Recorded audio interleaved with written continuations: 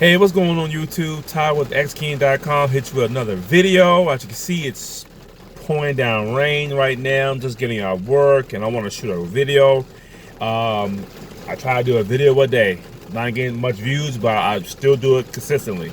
In today's video, I've written a blog post about 5 ways to create more content and for YouTube and blogging, and how to pretty much make it easier, because once you start a blog you have plenty of ideas to write. My first month of blogging I did 30 posts in 30 days. I post a day. In December I did a post a day. I did 60 posts in like 2 months. Then I slowed down in January. I still did post a day half of January, February, March. I slowed down some, and now we're into June. I'm slowing down because I'm running out of stuff. Not I'm running out of stuff I do, but it's getting hard to write content now. It comes and goes. Sometimes I have a topic to write about, sometimes I don't. So what are 5 ways you can avoid writer's block, write more content, and keep going? One way is to my first way is to slow down posting content. When you first start your site, or YouTube the same way, when you first start your site, you have so many ideas and you write so much content really fast. You should pace yourself, because blogging and YouTube is a marathon, not a sprint. I mean, it's true. The more content you push out to Google and publish it, the sooner they'll rank it, which is true. But it still take a long time for Google to run your content anyway. So with that in mind, it'll take a long time for Google to rank your stuff anyway. Why try to burn yourself out? Like you're trying, like in a race, you trying to go as fast as you can and burn yourself out to get the lead. What you should be doing is to pace yourself. Slow and steady always wins the race. Pace yourself. So pick a frequency a week. So I say do at least once a week, but I'm saying do at least 2 posts a week. YouTube, do a video a week. 2 posts a week is great, because with your niche you should have at least 30 articles to write on top of your brain to write. And 30 articles with 2 articles a week, that's what, 8 articles a month. You're talking about what, 4, 8, 12, 16, 24. It's about 24 articles. You'll be good for 5 months of blogging. So with 5 months of blogging, if you sit down and write 2 or 3 posts, I mean, good for 2 or 3 weeks, and that will help you get more breathing room, and you'll think of more content to write. You're not in a situation where I have to write this, I have to write this content kind of going out. So if you're first starting out, pace yourself. Pick a frequency you're comfortable with, twice a week, 3 times a week. Use the WordPress timestamp as well to have your post go live in the future. Now, I'm saying still write the content. I'm not saying don't write it. I'm saying write it, but timestamp it. Give it a date and time to go live in the future. So when that day comes, you don't have to hit publish. Your WordPress will do it for you.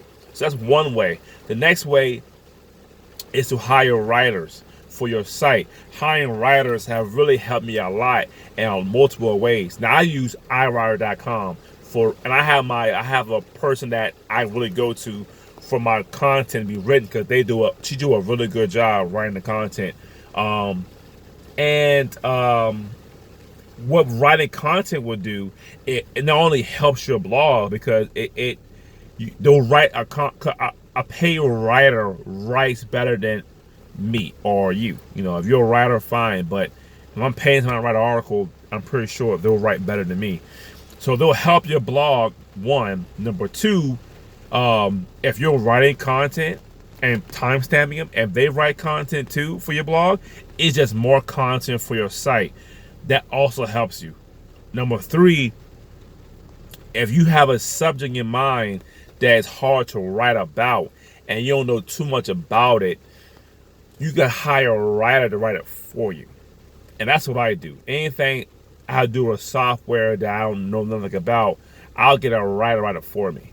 And that's what I've done. So any hard topic that you can't really write, they'll write it for me, and they'll do a better job than I ever could imagine. Because you remember, you can't get back time. I said that in my other couple of videos a while ago.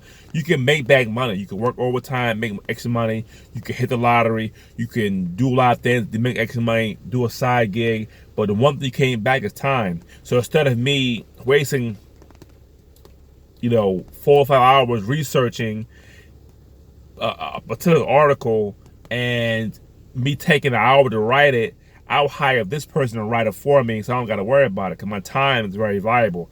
So you got to balance your time. So anything that's hard to write about, go to iWriter.com. The link below as well. You want to go to iWriter and hire a writer. Now, for me, I typically pay for a 1,500 word article. Premium. There's 4 levels. There's the basic, premium, elite, and one above that. I go with the premium, the second tier.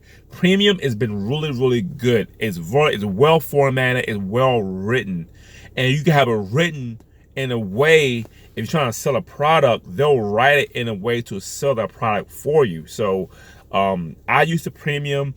I do sometimes do a 1,500 word article or 2,000, but mainly a 1,500 word article, and I pay about $21, which is not bad, So if I get paid, I would take some money out, $100, and hire my writer. I give her the content to write. She writes it. I take it, look through it, I approve it, put it on my site, change some stuff around, create a thumbnail, and it's done.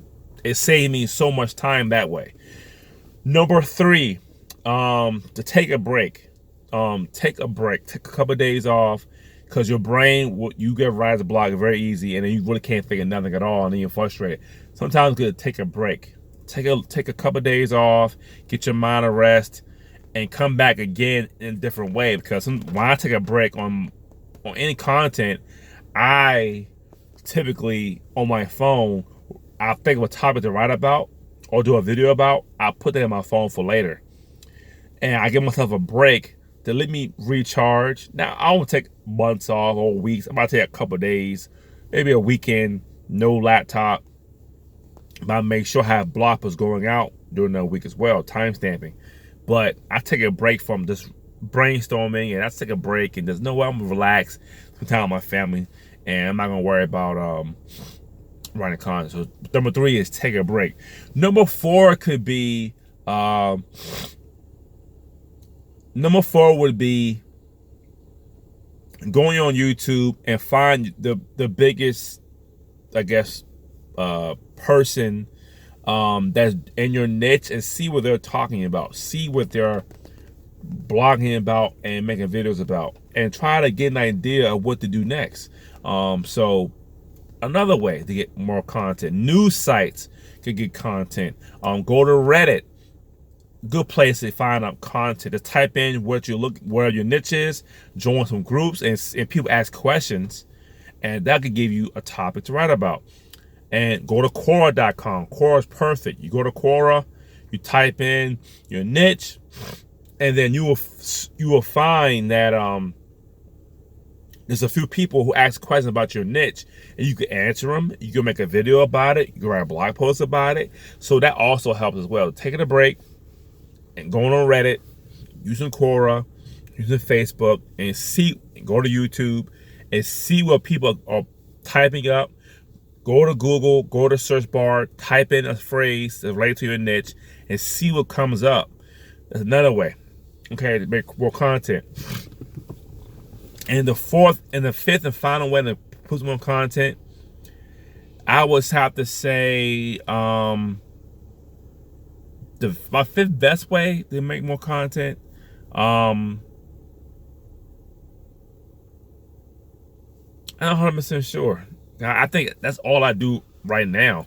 I use social media to come questions. I use the timestamp to write the content, and timestamp to give me a boost. Really, the number one thing that helps me a bunch is the WordPress timestamp feature.